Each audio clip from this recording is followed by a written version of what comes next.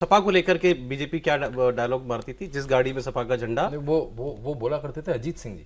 Ajit Singh ji RLD के वो दोहराते हैं, जिस साल में सपा का झंडा उसमें बैठा है गुंडा। देखिए, जो इंस्टीट्यूशनलाइजेशन हुआ गुंडागर्दी का राजनीति में, वो बिहार में करा लालू प्रसाद यादव में और यहाँ पे करा समाजवादी पार्टी में। उसके कई चिन्ह दिखते हैं, सर अब बोल पाएंगे खुल के, और कई चिन्हों में हम देखते भी हैं उसको।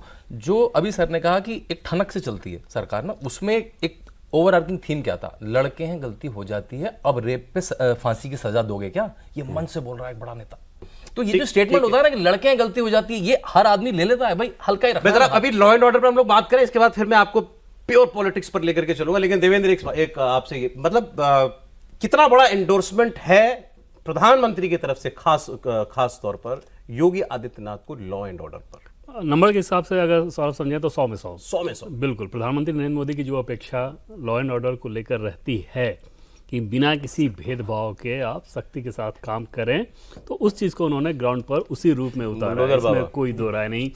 इस नैरेटिव को लेकर ज़रूर ये था कि बुलडोजर को आपको किस रूप में इस्तेमाल करना है, कितना करना है, नहीं करना है, वो एक अलग विषय ज़रूर रहा।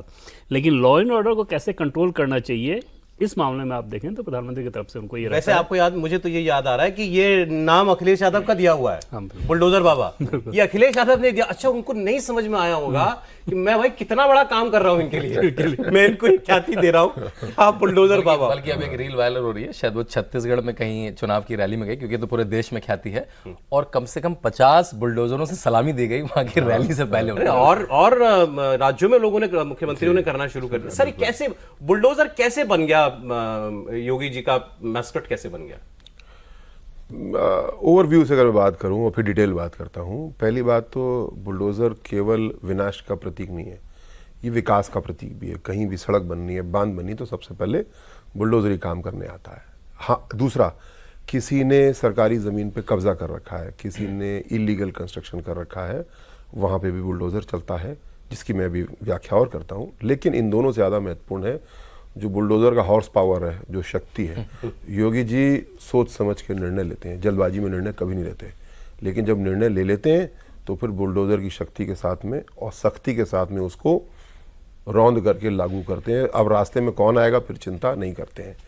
इससे बहुत से नेता नाराज हो सकते हैं, ऑपोजिशन के लोग नाराज होते हैं, लेकिन जनता खुश होती है, क्योंकि नागरिक, जनता चाहते हैं कि हमारा राजा, या जनतंत्र में अगर हम बोलें, शासक, हमारा प्रशासक जो है वो पूरी तरीके से नैतिकता से भरा हो और कानून को बिल्कुल नाक के रास्ते में चलता हो, कोई बचा बचू के चलता नहीं। ये योगी जी ने हर बार करके दिखाया।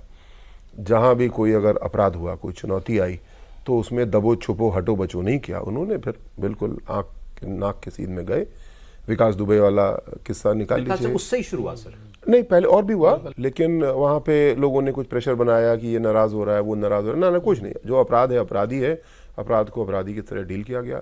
वो अपराधी जिसने हमारे शायद 8 या 9 पुलिसकर्मियों को शहीद किया था, और जब उसको अरेस्ट करके लाया गया, उसने फायर बैक उसने किया, तो पुलिस ने भी फायर बैक किया। तो ये सख्ती करने की हिम्मत योगी जी ने दी।